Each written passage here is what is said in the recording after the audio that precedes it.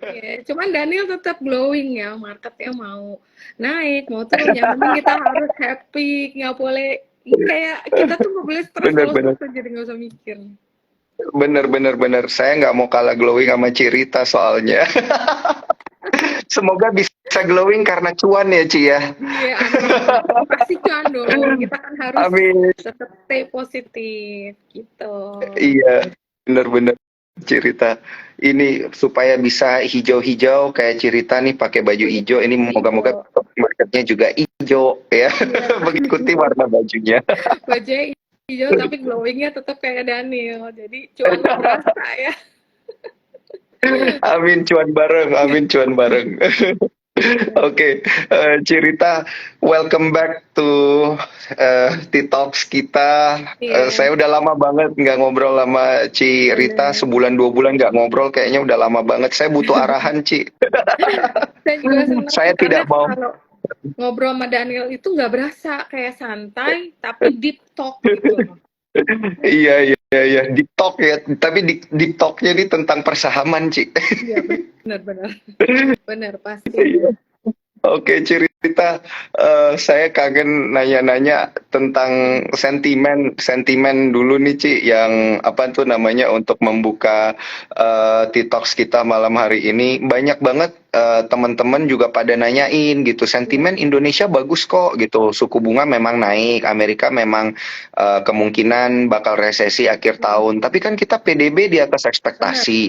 Habis benar. itu trade balance kita surplus, Ci. tiga koma Iya, delapan kalau nggak salah, mau 4 miliar tuh. iya, Tapi malah market kita minus gitu. iya. Ini ada apa sih sebenarnya? Jangan-jangan gara-gara cerita itu ya TP ya, Ci ya. Aduh, Bercanda, kita bercanda, Ci, bercanda. iya. Kalau perhatiin deh dan ini market kita ini makanya tadi kita bilang kan judulnya market sideways. Sideways Iya, itu iya, naik iya, iya. turun naik turun. Jadi memang mungkin kalau zaman sebelum COVID itu ada namanya market kangguru. Jadi dia loncat, loncat, Oh, loncat, ingat-ingat. loncat. Ya, Heeh. jadi kita mesti mungkin lebih strict kali ya untuk cut loss kayak kayak kemarin contohnya ya. Ada saham kayak misalnya MDKA, wah udah oversold banget. Kalau zaman normal itu kan begitu saham oversold, dia rebound. Kalau market Mm-mm. sekarang ini begitu dia tembus support penting, ya udah kita mesti relain, nggak usah ngitung dulu deh lossnya karena kalau dihitung kita nggak bakal Mm-mm. berani cut. Nah mungkin yang hari ini ada dari memang kita punya neraca perdagangan itu melampaui konsensus. Jadi neraca perdagangan kita itu pas kemarin itu udah berapa kali ya berapa bulan ini kita selalu di atas Mm-mm. pertumbuhan di atas ekspektasi. Tapi kalau nggak salah hari ini ada datanya China deh. Datanya China yang keluarnya kurang begitu bagus. Jadi data ekonomi Cina ini Mm-mm. tumbuh lebih rendah daripada ekspektasi. Salah satu mungkin yang mengkontribusi market koreksi itu juga. Jadi penjualan retailnya tumbuh tapi masih di bawah konsensus. Dari China ada data yang kurang bikin market happy, jadi mungkin ada profit taking di sana. Dan ditambah hari ini itu ada saham BRIS yang mungkin kita tahu ya dari kemarin tuh Jumat udah rame banget, terus ternyata memang masih beritanya masih kurang menggembirakan. Akhirnya mungkin karena naiknya juga udah lumayan dan kebetulan secara teknikal BRIS itu turun di bawah MA50. Jadi banyak orang yang mungkin secara teknikal antara dia udah untung atau dia memang disiplin cut loss, mereka jualan. Jadi begitu BRIS-nya turun karena BRIS ada di IDX Finance dan salah Mm-mm. satu juga yang market cap-nya besar ya. Jadi begitu BRIS-nya terkoreksi, BRIS ini berada di posisi kelima dari total market cap di IDX Finance, di mana nomor satu adalah BCA, kedua BRI, ketiga Bank Mandiri, keempat BBNI, dan kelimanya BRIS. Nah, begitu BRIS-nya terkoreksi, membuat kayak market tuh langsung kayak appetite-nya tuh agak agak Iya, mager iya, iya. gitu ya. Kayak kita mau makan Jiper tapi langsung, Ci. iya. Iya. Nah, itu kan satu China, keduanya ada salah satu saham yang terkoreksi dan Mm-mm. jangan lupa ini Goto ini kemarin masuk ke MSCI ya kan? Goto ada Oke. flow kurang lebih 7T. Begitu Goto masuk, ada 5 saham yang akan dikurangin untuk menggantikan satu Goto. Kalau kemarin aku dapat tulisan dari salah satu teman, ada 5 saham yang posisinya dikurangin, bobotnya dikurangin, yaitu BCA, BEM BRI, Telkom, Mandiri, Astra. Jadi itu bobot 5 dikurangin buat gantiin Goto satu. Nah, ini kan sekali lagi di Oke. sektor IDX Finance. Jadi, begitu IDX Finance-nya terkoreksi sebagai the biggest market cap, otomatis IDX kita keseret. Begitu IDX-nya sebenarnya kemarin udah mulai bagus loh, udah kayak mau berbalik gitu. Tapi kan hari ini ada beberapa kontribusi berita yang kurang positif, jadi terkoreksi. Iya. Tapi kalau kita lihat mungkin dikit lagi ada harapan nih. Sekarang kan berapa closing indeksnya? Ada di 6676. 6676, iya betul. Jadi memang kalau kemarin secara bearish skenario berdasarkan teknikal ya, kalau kita misalnya kan kita kan nggak tahu nih market itu bisa berubah, selalu bisa naik bisa turun. Nah kalau dia lagi karena kemarin bullish skenario-nya nggak jadi karena dia nggak tahan 6705-nya di break ke bawah, berarti kemungkinan ini akan menjadi bearish skenario. Bearish skenario itu kalau dia break support 6735, maka IHSG berpotensi membuat head and shoulder pattern targetnya 65. Nah, tapi kemarin-kemarin setiap koreksi dalam 65, 66 biasa udah mulai beli tuh. Nah, biasanya karena kan di marketnya kangguru kayak tadi kita ngomong, Iya. 65 mantul lagi itu dia biasanya. Biasanya ini level-level buy. Nah, aku rasa karena kita udah mau, mungkin banyak orang bilang nih Fed ini berpotensi untuk menahan laju kenaikan suku bunganya. Jadi biasanya kalau Fed-nya nahan, ya rupiahnya atau dolarnya itu nggak akan menguat sekencang sebelumnya. Jadi itu akan potensi akan ada flow masuk. Nah, biasanya sih sekitar 66, 65 udah boleh start akumulasi ya. Kalau kecuali 65-nya sampai tembus, nah itu parah sih. Tapi so far aku rasa sih 65 itu menjadi tahanan yang cukup lumayan kuat ya sampai sekarang ya. Jadi kayaknya kalau di sekitar segini mungkin kita lihat lagi besok. Ini kan market minus 35 dan tutup di 6676.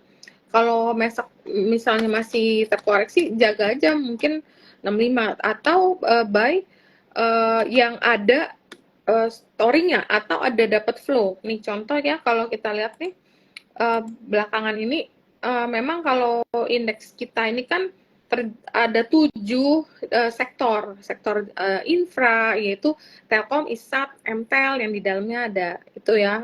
Itu belum terlalu menarik, tapi kayaknya untuk Telkom udah turun di bawah 4.000 karena mungkin kena outflow dari asing.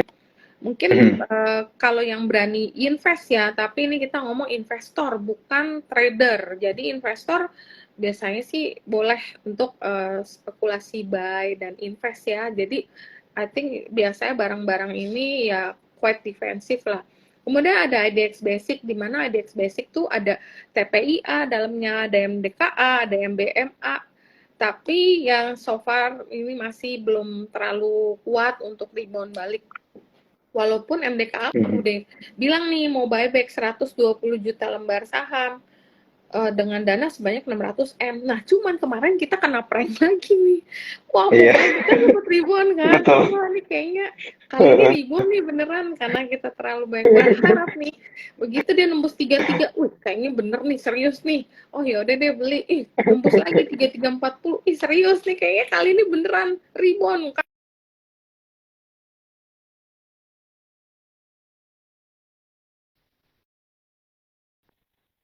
Marketnya lemes, MDK langsung lemas, tahu-tahu berbaliknya cepet banget ke bawahnya. Aduh, langsung kita yang lagi bengong masih sibuk kerja, hilang MDKA, ya ampun, ya udah terpaksa di cut loss lagi. Jadi memang marketnya confidence-nya very low ya. Jadi kalau marketnya lagi confidence-nya lagi tipis kayak gini, emang ada berita.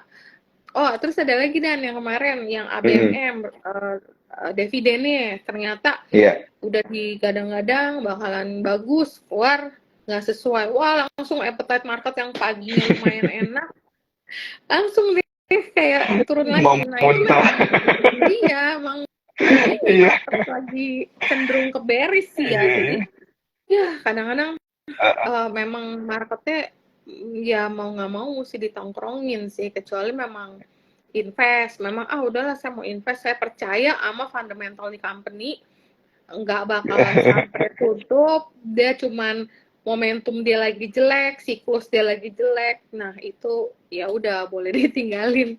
Tapi kalau untuk trader ya udah mesti dijaga banget nih, apalagi kalau dia udah break di tahanan 6705 biasanya banyak gejolak gitu loh.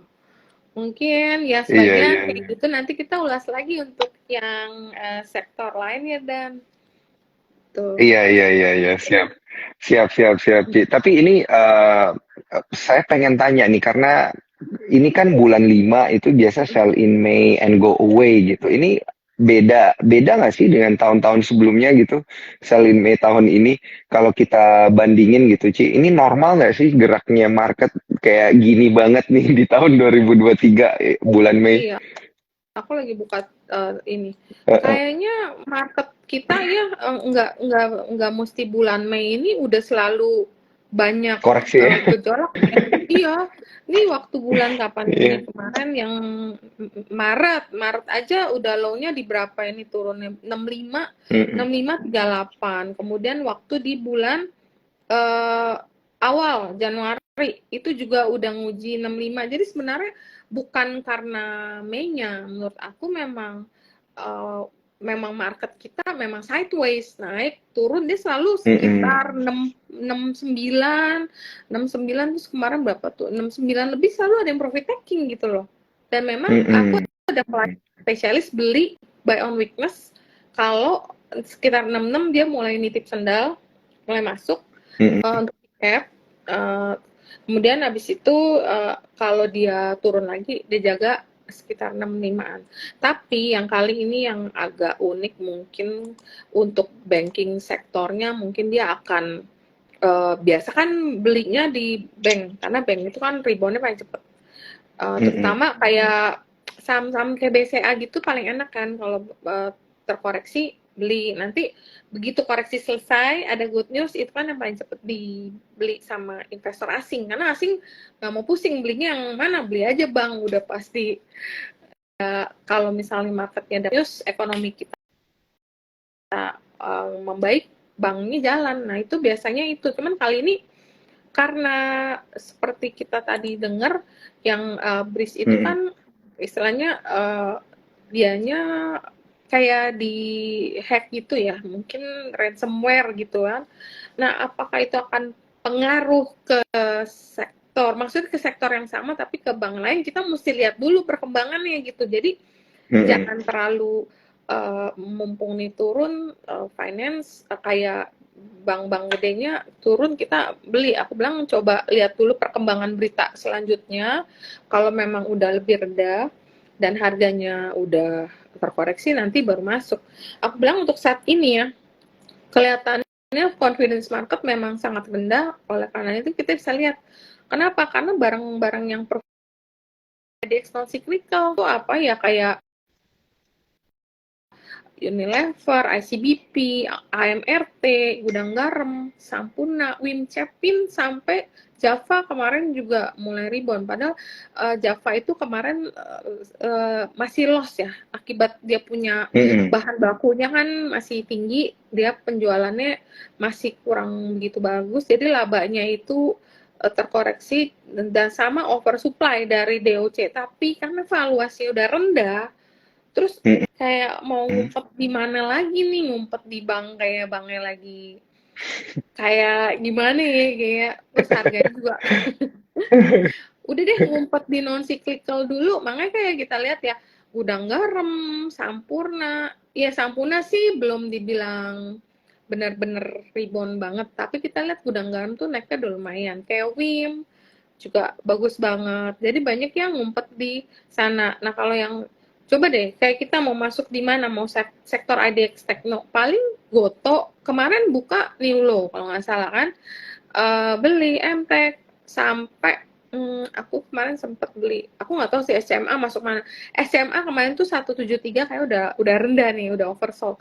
Aku bilang ya udah deh beli, paling kalau nggak bener 160 stop loss. Ternyata nggak kuat juga nih, kagak rebound juga. Akhirnya Kena prank balik lagi. lagi, ngumpet lagi di IDX non cyclical. Jadi kayak Iya, uh, kayak Indofood aja tadi sempat breakout loh. Jadi kayak kok semuanya betul. pada ngumpul di sini nih kayaknya. Mungkin ya karena marketnya masih ragu-ragu, walaupun oh ya ada lagi yang lumayan IDX property ya kan, kemarin IDX property Mm-mm. sempat lumayan naik kayak CTRA, Sumarekon, BSDE. Sampai hari ini pun tadi masih lumayan sih. Mungkin karena ekspektasi bahwa suku bunga nantinya akan turun malah. Mm-mm. Jadi mungkin kita Pivot Indonesia ya, Ci. Indonesia mungkin akan ngikut ke US. Kalau US-nya udah stop naikin suku bunga, maka Indonesia next akan mungkin dia akan hold dulu rate-nya. Kemarin tuh sempat ada perkiraan, aku sempat baca dari salah satu ekonom bahwa Bank Indonesia 7-day reverse itu akan bertahan di sekitar 5,5 di bulan Mei ini. Mm-mm. Nah, habis itu mulai turun sekitar Agustus dan September. Nah, itu kalau dia turun, pastinya kalau yang dulu-dulu ya, sektor properti yang dibeli orang. Apalagi properti udah berapa lama nih nggak perform. Nah, itu mungkin Hmm, jadi consideration orang ya. betul, Jadi betul. untuk ambil properti ya Iya, karena ini memang. ada dapat salam dari Om Ben, Aduh, Cici. Om Ben, Katanya Cici jangan lupa Rita ya Sabtu. Jangan minta siang-siang, aku oleh-oleh sama habis Daniel. dari Jepang. Oh iya, tuh. Aku Iya, sama Daniel pasti iya. ketawa-ketawa, bukan senyum-senyum lagi. Iya, pasti ketawa-ketawa, ketawa-ketawain ini habis di prank ya, Ci. Iya, ketawain nasib. Aduh, gila ya. Ketawain nasib. Berkali-kali. Iya, iya. Oke, Cirita, ini kan kita bahas tentang sempat bahas sedikit tadi tentang sektor rotation gitu ya. Bener nggak sih ini lagi ada sektor rotation dari banking ke mana ya kayak ke properti ke atau ke consumer yang tadi kayak Cirita bilang atau mungkin ada sektor lain gitu yang sebenarnya dijadikan sasaran begitu habis dari bank kita pindah ke sektor mana gitu. Iya, kemarin kalau aku lihat dari rotasi sektor yang weekly ya, karena yang daily kan dia Mm-mm. cenderung agak berubah. Jadi aku sering sekali untuk lihat sektor, aku lihat weekly. Kalau kemarin Mm-mm. weekly, kita lihat tuh yang mau ke arah performing atau ke arah leading itu IDX Industry. IDX Mhm. Industry itu dalamnya ada Astra, UNTR, IMPC, ABMM.